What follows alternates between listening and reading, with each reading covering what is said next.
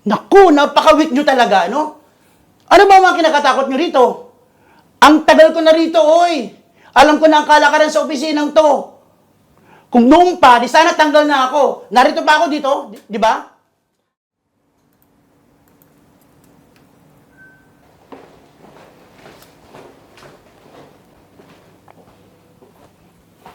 Oh, masyado kayong sure sa ginagawa nyo, ah. Huwag nyo masyadong galingan yan. Hindi kayo yaman sa kumpanyang to. Tara, yosi tayo. Mamaya na yung ginagawa nyo. Magpahinga naman kayo minsan, hindi puro trabaho lang. Ayos pre ah. Kakadating mo lang, Yossi break agad. Wala ka pa nga nung umpisang trabaho, di ba? Mamaya, maghabol ka na naman deadline yan. Easy lang sa akin yan. Ako pa ba? Sabi ko nga, hindi naman tayo yaman dito sa kumpanyan to para magpakasubsob sa trabaho. Ano? Sama kayo, yosi break tayo. Ikaw na lang, pre. Delikado yung ginagawa mo. Mamaya, matsyempong ka pa ni boss. Mawalan ka pa ng trabaho. Naku, napaka-weak nyo talaga, no? Ano ba mga kinakatakot nyo rito? Ang tagal ko na rito, oy! Alam ko na ang kalakaran sa opisinang to. Kung noong pa, di sana tanggal na ako. Narito pa ako dito, di ba? Bahala ka. Basta't kami, ayaw naming madamay sa kalokohan mo. O siya. Mag-yosi break muna ako. Bahala na kayo ha, kapag hinanap ako ni Lady Boss. Mga weak talaga itong mga...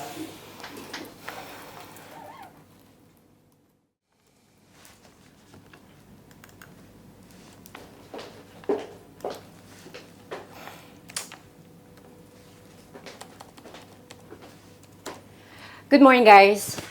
Good morning, ma'am. Oh, wala yata si Anthony ngayon. Yes, ma'am. Absent po today. Absent?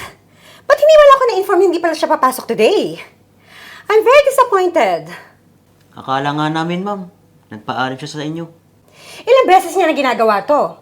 I think I need to do some action regarding this bad behavior.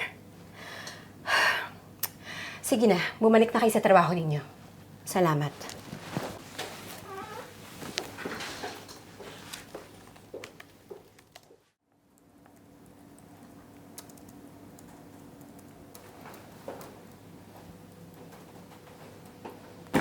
Oh, bisi-bisihan na naman kayo dyan. Kumpanya lang talaga yumayaman dyan sa pinagagawa nyo. Buti dumating ka na, pre. Sabi ni boss, pagdating mo, punta ka sa office niya.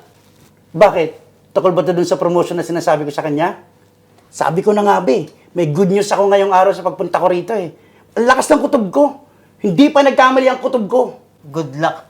Balitaan mo na lang kami pagkatapos mo nakausap si boss. Sure! At kayo, mag-ready na kayo to congratulate me. Yabang talaga nung oblak na yun, no? Kaya nga eh. Kaya mo, hintayin natin mamaya yung sasabihin ni boss. Mamaya matanggal na sa trabaho yun. Good morning, ma'am. Pinatawag niyo raw ako? Tukol ba ito yung sa promotion na sinabi ko sa iyo noon pa? Approve na ba? Well, total, deserve ko naman, di ba? Tagal ko pa naman dito sa kumpanyan to. Actually, gusto talaga kitang makausap, Anthony. Because I wanted to inform you that you only have 1 month left to stay in this company. Bakit naman, ma'am? Ano nangyari? Wala naman akong violate na company rules, ah. In fact, napaka-dedicated ko nga sa kumpanyang to, lalo na sa trabaho ko. Are you serious? Coming from you? Eh, puro ka absent. And mga complaints na napakatamad mo daw. How can you explain that? Well, ma'am naman, huwag kayo maniniwala sa mga sabi-sabi. Kung sino man yung nagsasabi sa inyo, for sure sinisira lang ako niyan. Di ba nga kasi running for promotion ako? Ang lakas naman ng loob mo para sabihin niya. Running for promotion? Actually, I don't see any potential in you para i-promote kita. Pwede pa yung dalawang kasama mo. Dahil nakikita ko na maayos nilang ginagawa ang trabaho nila. Di tulad mo. Tamad na. Pala absent pa. Pero ma'am naman, Enough! Alam mo naman na maraming CCTV cameras here in this building and this office. Kaya alam ko ang mga pinagagagawa ninyo during office hours. And I think that is enough proof para tanggalin kita sa trabaho. You know what I mean. Sige na, go back to work. Tandaan mo, may 1 buwan ka na lang napalugi to stay here. And by the way, I hope this will serve as a lesson for you, Anthony.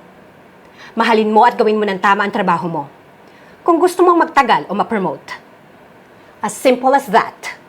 Sige na, you may go.